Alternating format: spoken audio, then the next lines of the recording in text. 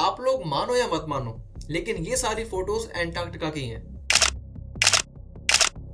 Antarctica पूरी दुनिया की 90% आइस और 70% फ्रेश वाटर को कंटेन करता है। जो अर्थ का एवरेज टेम्परेचर है वो है 15 डिग्री सेल्सियस, और अगर एंटार्क्टिका ना रहे तो ये एवरेज टेम्परेचर 20 डिग्री सेल्सियस तक बढ़ सकता है। वॉशिंगटन यूनिवर्सिटी ने बताया कि 2022 में उन्होंने लार्जेस्ट हीट वेव को रिकॉर्ड किया है एंटार्क्टिका में। अगर एंटार्क्टिका पूरी तरह से मेल्ट हो गया, जैसे आज हम समुद्र के अंदर जाकर के द्वारका को देखते हैं, उसी तरह से तुम्हारे बच्चे के बच्चे सबमरीन्स लेकर के समुद्र के अंदर जाएंगे और अपने बच्चों को दिखाएंगे कि देखो यहाँ पे हमारे दादा रहा करते थे।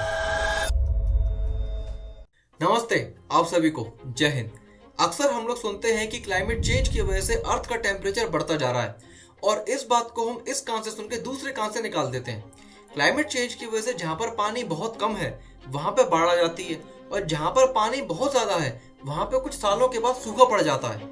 अगर मैं आपको एक रिसेंट का एग्जांपल दूं तो यूनाइटेड अरब एमिरेट्स में एक साल के अंदर 140 से लेकर 200 मिलीमीटर रेनफॉल होती है, लेकिन 16 अप्रैल 2024 में यूनाइटेड अरब एमिरेट्स के कुछ स्टेट में 250 मिलीमीटर से भी ज्यादा रेनफॉल सिर्फ एक दिन में हो जाती है, जिसकी वजह से फ्लड्स आ जाते हैं। लेकिन आज हम क्लाइमेट चेंज का असर हमारे 7th कॉन्टिनेंट एंटार्क्टिका पे देखेंगे। उससे पहले मैं आप सभी को एंटार्क्टिका की कुछ फोटोज दिखाना चाहता हूँ। अब आप लोग मानो या मत मानो, लेकिन ये सारी फोटोज एंटार्क्टिका की हैं। ये सारी फोटोज को देखने के बाद आपको शौक लगा होगा, क्योंकि हम सब जानते हैं कि एंटार्क्टिका तो पूरा बर्फ से ढका हुआ है, तो यहाँ पे पेड़ पौधे कैसे आ सकते हैं इतने लो टेम्परेचर पे। तो यही तो कमाल है क्लाइमेट चेंज का। यहाँ पर बहुत सारे लोगों के मन में सवाल होगा कि इतने बड़े कॉन्टिनेंट पे अगर थोड़े बहुत पेड़ पौधे आ भी गए तो उससे क्या दिक्कत है। ये तो उल्टा अच्छी बात है, जिससे अर्थ का ऑक्सीजन लेवल बढ़ेगा और कार्बन डाइऑक्साइड लेवल कम होगा। लेकिन ये चीज अर्थ के लिए अच्छी क्यों नहीं है, इसको मैं आगे समझाऊंगा। उससे पहले एंटार्क्टिका हमारे अर्थ के लिए इतना इंपॉर्टेंट क्यों है, इसको जरा समझ लेते हैं। जैसा कि हम सब लोग जानते हैं कि एंटार्क्टिका अर्थ के साउथ पोल के रीजन में है, और ये अर्थ की सबसे कोल्डेस्ट प्लेस है, जहां पर टेम्परेचर -94 डिग्री सेल्सियस तक गिर जाता है, और ये अर्थ को ठंडा रखने का भी काम करता है। एंटार्क्टिका का टोटल एरिया 1,42,00,000 स्क्वायर किलोमीटर है। मुझे पता है समझ में नहीं आया होगा, और ना ही आप इतने बड़े एरिया को इमेजिन कर पा रहे होंगे। इसको थोड़ा इजी करने के लिए मैंने एक फॉर्मूला बनाया है।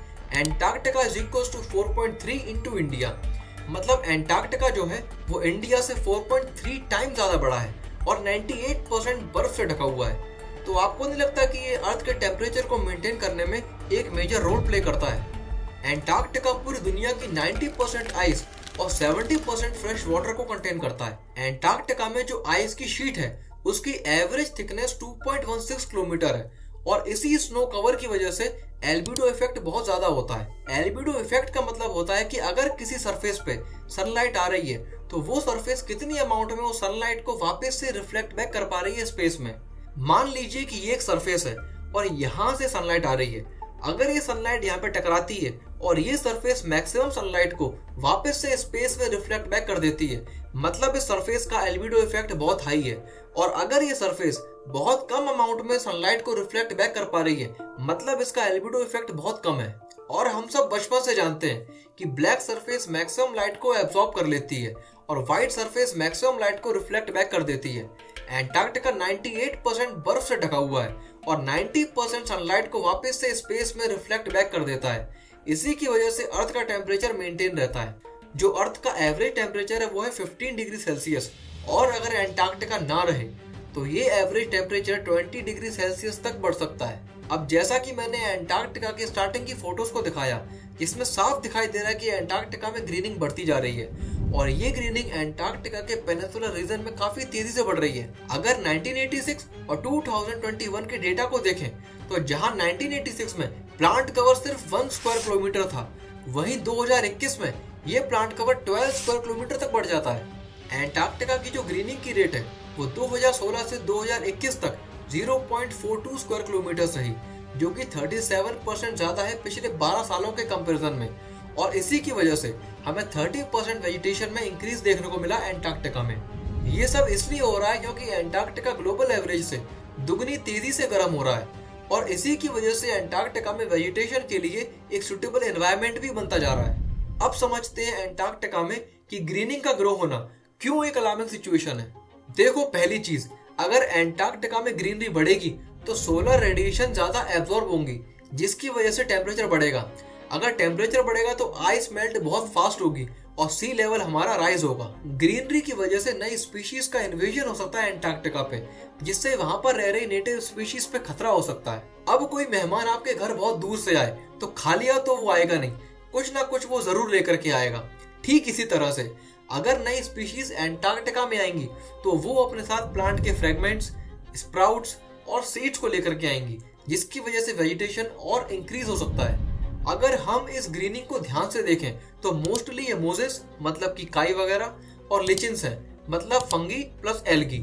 हर्टफोर्डशायर यूनिवर्सिटी के डॉक्टर ओली बार्टलेट ने बताया कि मोजेस और लिचिन्स के फॉर्मेशन की वजह से जो सॉइल फॉर्मेशन है वो एंटार्क्टिका में बहुत तेज हो सकता है और इसी की वजह से वेजिटेशन में ग्रोथ और फास्ट हो सकती है। वॉशिंगटन यूनिवर्सिटी ने बताया कि 2022 में उन्होंने लार्जेस्ट हीट वेव को रिकॉर्ड किया है एंटार्क्टिका में। अगर एंटार्क्टिका पूरी तरह से मेल्ट हो गया तो सी लेवल में 60 मीटर्स का राइज देखने को मिलेगा।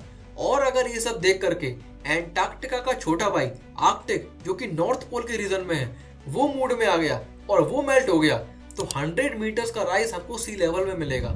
और उसके बाद हमारी इंडिया का मैप कुछ इस तरीके से दिखेगा, जहां पर कोस्टल एरियाज तो पूरी तरह से डूब जाते हैं और इंडिया का ऑलमोस्ट 8 से 10% एरिया समुद्र के अंदर चला जाएगा। जैसे आज हम समुद्र के अंदर जाकर के द्वारका को देखते हैं, उसी तरह से तुम्हारे बच्चे के बच्चे सबमरीन्स लेकर के समुद्र के अंदर जाएंगे और अपने बच्चों को दिखाएंगे कि देखो यहाँ पे हमारे दादा रहा करते थे।